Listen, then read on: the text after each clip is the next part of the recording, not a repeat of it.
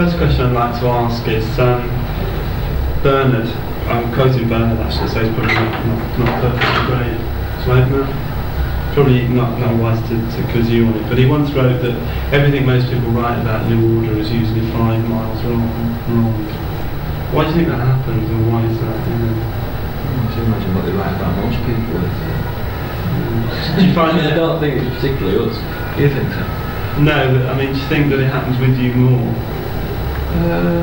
Well, maybe because I suppose we tell them very little. I mean, I don't know. That's right. I suppose it could be. I mean, if you don't give people information, they do tend to dream up. It's a good point, actually. That's non-information. I mean, do you think that works to your advantage or against it? Do you know what I mean? Because you just mentioned that you don't give people information. It works to your advantage in that, I suppose it does build up a mystique or whatever, but it's not. Right. People think you've done it purposely. But it's just occurred. Well, yeah, that's a really strange thing, and yet people read so much into it.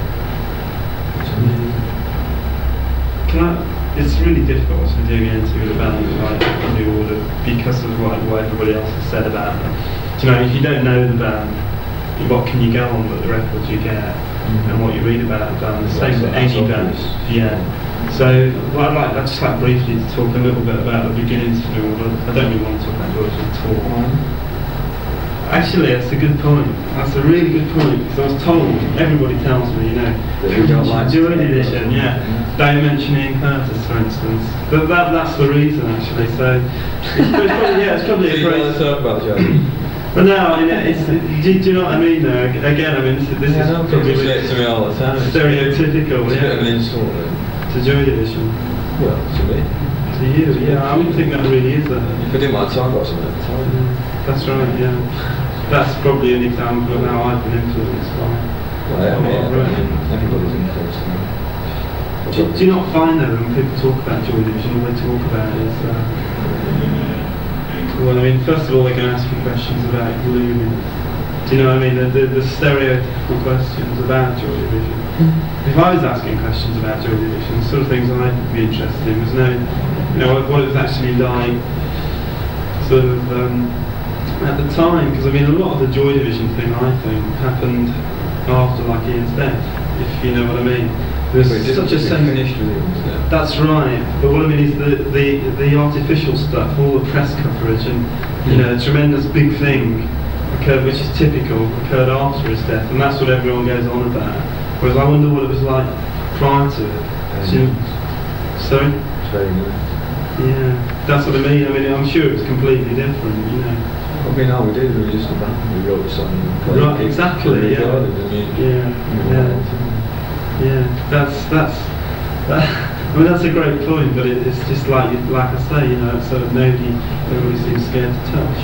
What I was going to say was, when Joy Division finished, how difficult was it to sort of loosen up and get into the New Order thing?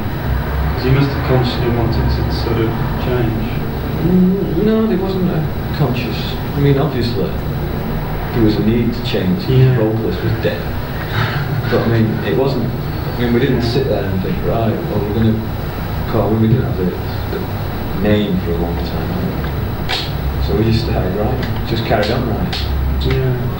I mean, I think songs. First single, Personal War single, I think, is a really good bridge between the early New Order stuff and the late Joy Division stuff. I think you can see that. But I was just, I just wondered whether, obviously you've got to see a bit of a conscious decision to do that.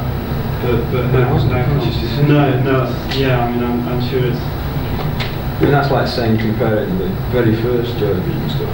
Right. The last Joy Division stuff and saying that transmission was a bridge between the two. I mean, it's just... you must forgive me. I was only wondering because I would have thought, you think after something like that happens that you do make a conscious decision. I mean, like you say, you didn't when it occurred. Well, we just made a conscious decision to carry on basically. Yeah, that's occurred. And obviously you had to work around, to change. Right. How do you think? Having said that then, and this question probably, you can't answer it, is how do you think New Order has progressed since then? I mean, again, has there been conscious breaks? I want to get on to talk very briefly about the sort of Arthur Baker, connection and all that. Again, would you say that it's just as inevitable, if you like, there's no conscious decision, you just carry on? Well, yeah, it's just a progression as far as I can see. Obviously, you progress in a way that either technically you get better, or your equipment gets better. And hopefully you should do the two together. And the New Order thing has got to that point where... Because nobody ever seems to talk about New Order and their equipment, if you know what I mean. You just mentioned your equipment to get better. I mean, I get the impression that you take a lot of sort of time about your equipment. Well, you have to, because it's very time consuming. Yeah, so I mean, I think you're obviously very careful about it. Well, the thing is that like when the first guitar I got was 35 quid. 35 quid. Yeah. I mean, it was a shit guitar. So as soon as Jordan started earning money, the more you listen to things, the better you get. I mean, obviously you must have an experience. Yeah. The more you write, the better you get. And you look at your list. Right. Oh my god. So you just need better equipment. You need typewriter to do it faster. Yeah, things like that. Yeah. Do you think though you sort of virtually one thing that sort of links everything right from the start to today, like from wherever whichever band you mention, it's like this idea of sort of not keeping within the neat and clean pop framework. You know what I mean? A lot of your songs are. Do you know what I mean? Though, too many songs today are very sort of nicely edged off rather than sort of artistically finished. I mean, was that conscious again, or would you again? I don't really understand. No, to be honest. Yeah. I suppose what I'm trying to say is the difference between, say, Depeche Mode. Do you know what I mean?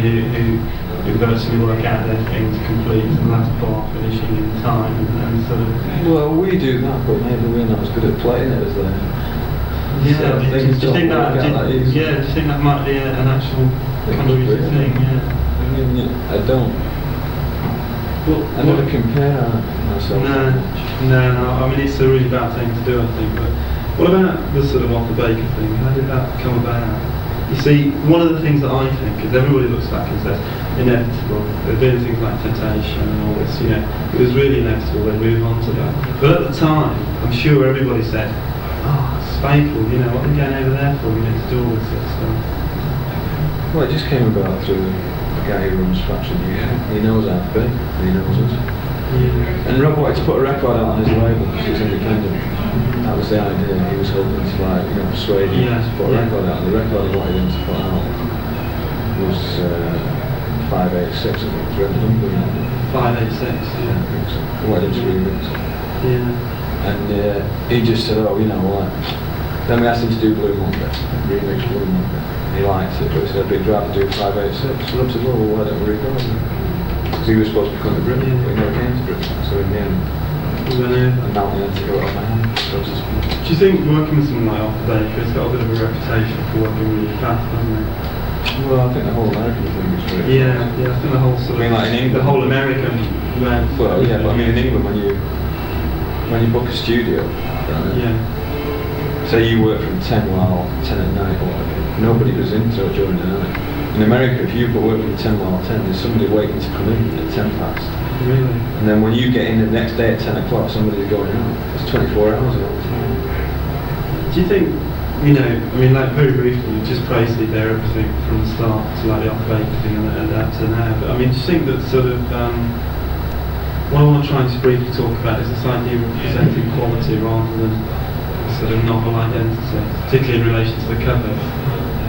The Blue Monday confusion. Well, virtually every Joy Division cover. I must say they've all been, from an artistic point of view, I think really well done, carefully done.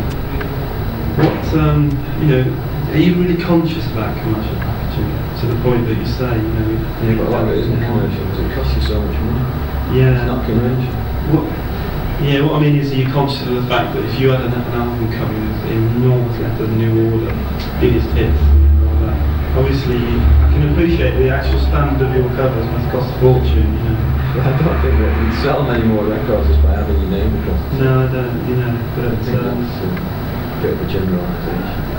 Yeah. That was just very briefly. Can I just skip on to? I was going to mention Gillian.